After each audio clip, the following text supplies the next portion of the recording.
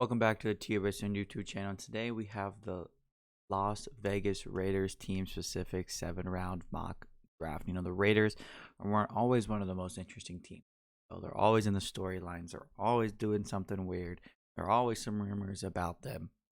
But again, after the interesting offseason they've had, let's get into their mock draft here. 7 rounds. They got a lot of picks. If we're really being honest. So let's go ahead and kind of get right into it. Obviously, it's a simulator, so some of these, I'm not drafting Will Anderson, I'm not drafting CJ Stroud because they're not going to be there when all things are said and done. It obviously gets interesting with Will Levis right off the whip. Are we gonna draft Will Levis? Sign Jimmy G. Let's go ahead and do it. I think there's an off chance that they don't.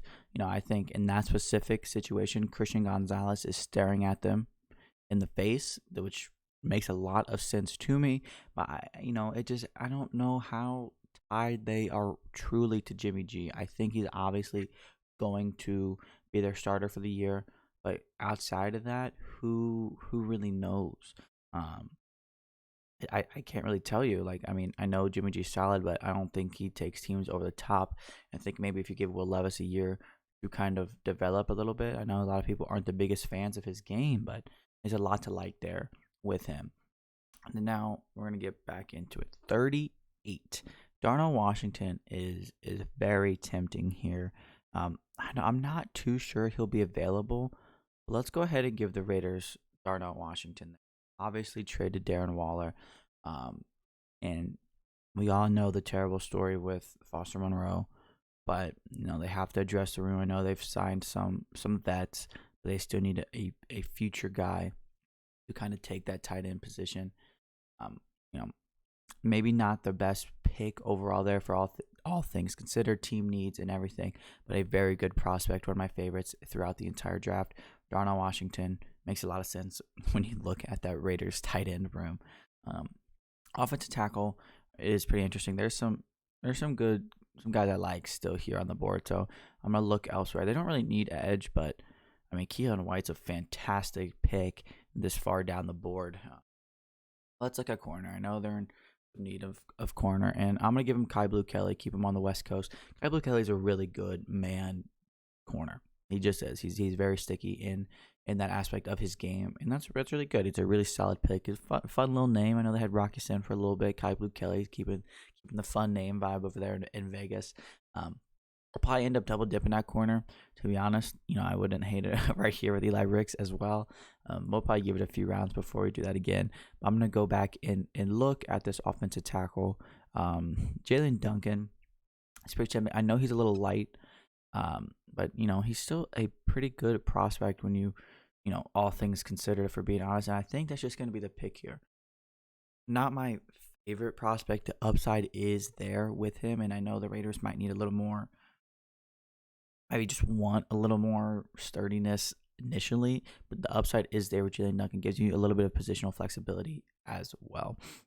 Just a really solid pick there, all things considered. Really, really, really, really solid. So now, again, the interior offensive line is still something that could be interesting of need. The defensive line kind of could use some help too. And I'm gonna give him some pass rushing juice. Let's go ahead and give him Carl Brooks here. Just a really good producer. Obviously at Bowling Green and small schools, that's what you like to see. Like to see, some dominance on the tape, and he definitely jumps out in that regard. The Raiders have some good edge rushers, obviously in Max Crosby. They need some more interior juice, and I think Carl Brooks can do that for you. He might not be on the field every down, but he can do a lot. He can do a lot for you. Now, this next pick's going to seem a little weird because the guy got hurt at the combine, and it's so sad to see. But Andrew Voorhees is just going to be a value at the end of the day if whoever it takes him. I know he's going to miss his rookie year, but he's one of those guys that you can come in and you can expect him to start if he was not hurt. He kind of gives you that. Obviously, it's a little bit of you're going to have to wait to see what he is. But I think, for the Raiders, they kind of need that offensive line help a little bit. At the very least, he's going to be depth, come in and learn a lot again at the beginning. And then next year when he's fully recovered, kind of come in and compete for a job almost immediately. The Raiders got a lot of picks here still. We've already 1, 2, 3, 4, 5, 6. We've done 6 picks and they have 1, 2, 3, 4, 5, 6 more. So the Raiders got a lot. I think the Raiders will probably be active on draft night, maybe moving up. Maybe they want to move up so they don't have to take Will Levis. Or maybe they want to move up to take Will Levis. Maybe they want to use 38 and a bunch of back end picks to get back up into the first, and get a falling corner, or get a falling tackle, whatever it is.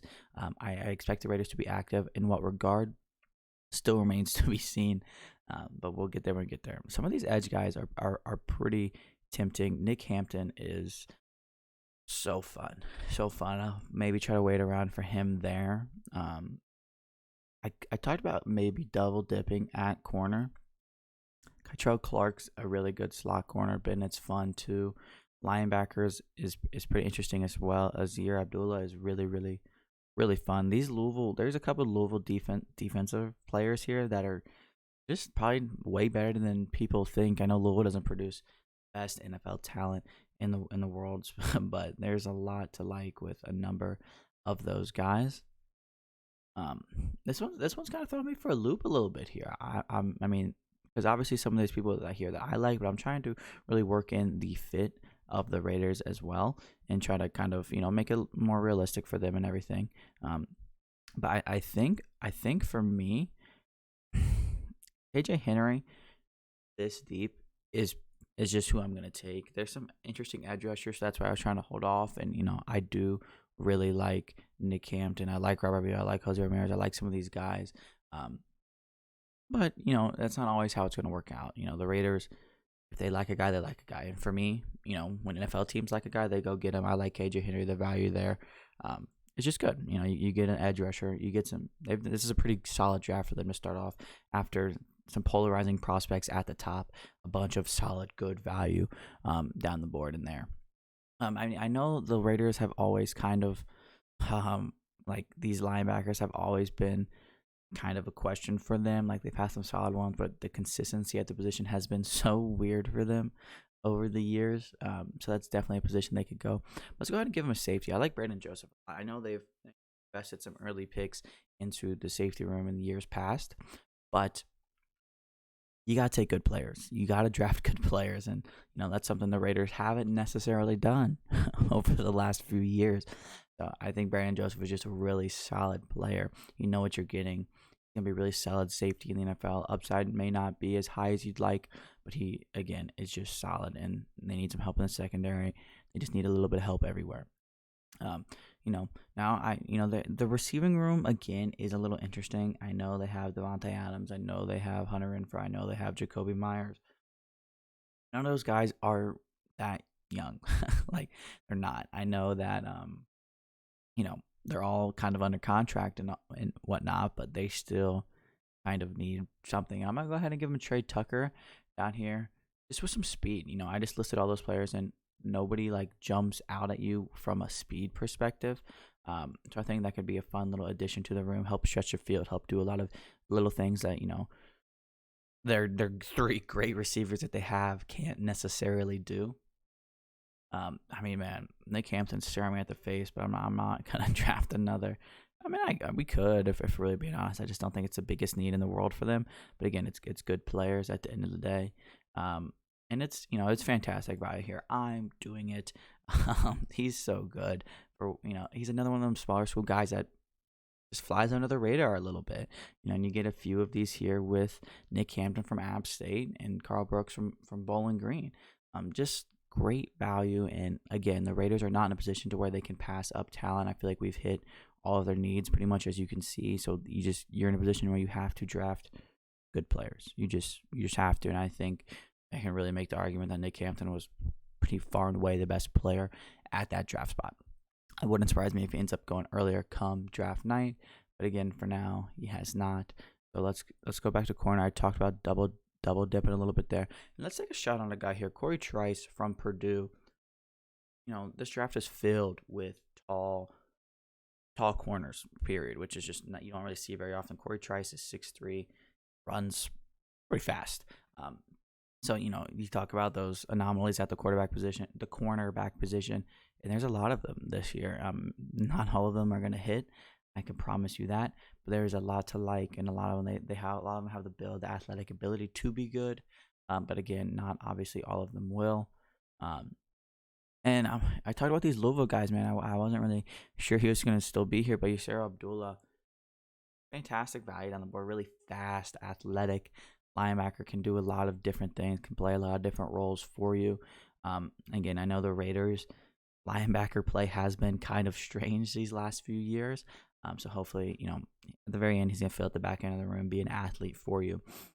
But man, this turned out to be a pretty interesting Raiders draft, and I think that kind of fits the bill. The Raiders are super interesting as an organization.